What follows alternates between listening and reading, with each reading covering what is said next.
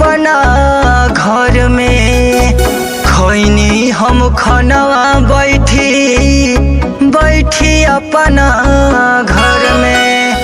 गिनी गिनी आटा रोटी खाला रह जाऊ हमसे गेहूं ना कटाई ना सहाला रह जाऊ हमसे गेहूं ना कटाई ना सहाला रह जाऊ ना सहाला रह जाऊ ना सहाला रह जाऊ ना सहाला रह जाऊ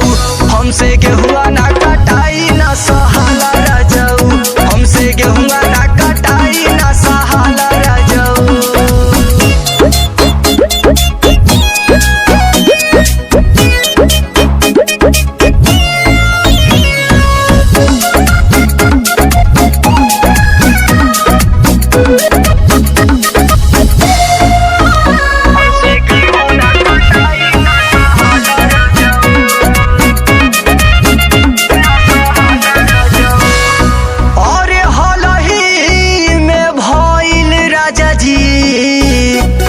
अरे हमरो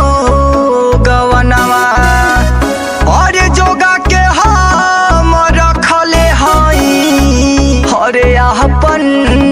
खजनवा जोगा के हम रखले हई अपन खजनवा।